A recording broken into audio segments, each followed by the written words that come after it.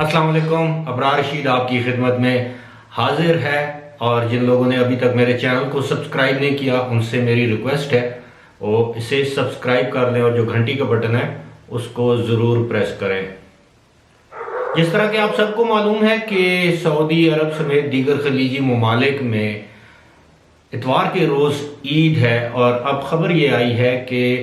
Saudi Shah Salman यानी सऊदीया के बादशाह शाह सलमान ने ऐलान किया है कि वो मस्जिद नबवी और मस्जिद हराम में ईद की नमाज की इजाज़त दे रहे हैं। ये ऐलान जिस तरह सऊदी प्रेस एजेंसी जो कि सऊदी अरब की सरकारी खबर रसां एजेंसी है, जिस तरह ये ऐलान रिपोर्ट हुआ, मेरी तो कुछ समझ में नहीं आ रहा, क्योंकि इसमें बताया ये गया है कि इन दोनों मसाजिद में नमाज ईद की इजाज़त भी होगी। साथ ही ये भी लिखा गया है उस खबर में कि ये महदूद पैमाने पर ईद की नमाज की इजाज़त होगी। तो इन दोनों मसाजिद में तो पहले ही बाजमात नमाज अदा की जा रही थी, और अगर आपने लाइव टेलीकास्ट देखी हो या जिस तरह भी, तो उसमें नज़र आ रहा था कि दर्जन दो दर्जन अफराद वहाँ पर बाजमात नमाज पढ़ रहे थे। इतलात ये है कि अभी तक दोनों मसाजिद को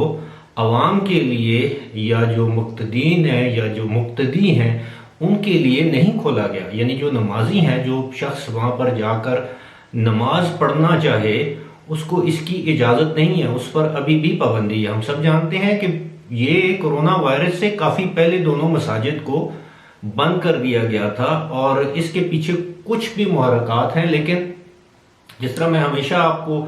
ये बताता रहता हूँ कि सऊदीया में जो खबरें देने का सिलसिला है वो सिर्फ सरकारी खबरसां एजेंसी देती है, और बाकी जो बातें हम तक पहुंचती हैं उनको हम ये कह सकते हैं कि सीना बसीना पहुंचती हैं। वहाँ से कोई शख्स आपको फ़ोन करके बताएगा, कोई शख्स आपको मैसेज करके बताएगा, या अगर कोई ये कोरोना वायरस के शटडाउन या लॉकडाउन से पहले कोई शख्स पाकिस्तान आया तो वो आपको सूरत हाल से आगाह कर सकता है। वहाँ पर तो बड़ी पाबंदियाँ हैं। अलबत्ता एक चीज़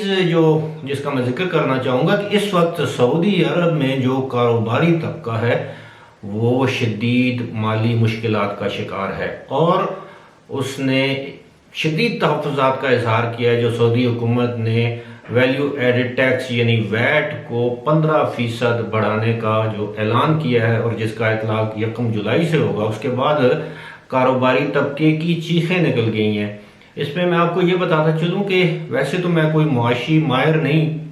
लेकिन मोटी सी बात मैं आपको ये बताता हूँ कि जो चीज़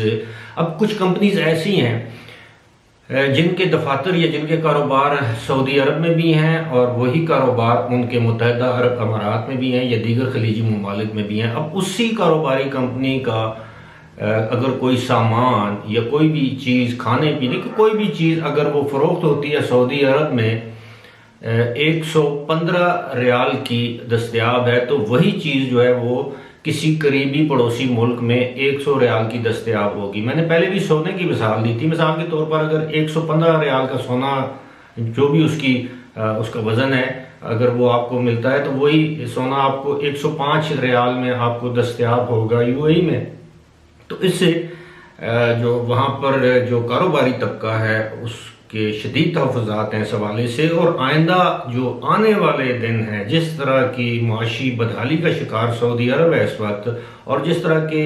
इक़दामात का ऐलान किया जा रहा है गैर मुल्की वर्करों के हवाले से, उनके वीज़ों के हवाले से, उनकी नौकरियों के हवाले से, और जिस तरह गैर मुल्कियों को निकाल कर अपने मुल्क के बाशिंदों को नौकरियाँ देने की बात की जा रही हैं, और इससे जाहिर है ये बात अयां होती है कि सऊदी अरब में सब अच्छा नहीं है। और अब अवाम को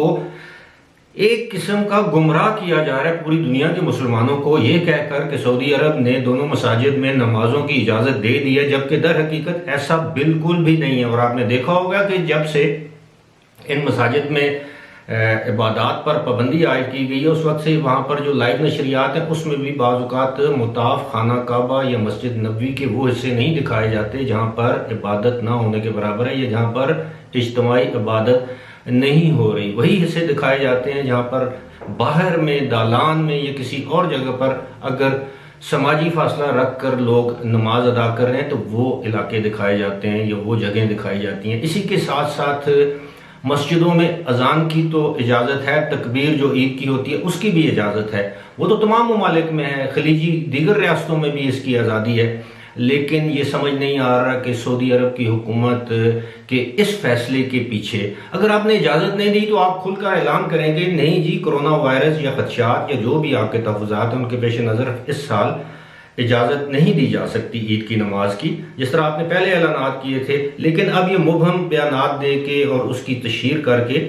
लोगों में मज़ीद कन्फ्यूजन फैलाई जा रही है। फ़िलहाल इसी के साथ मुझे दीजिए इजाज़त। खुदा हाफ़िज़।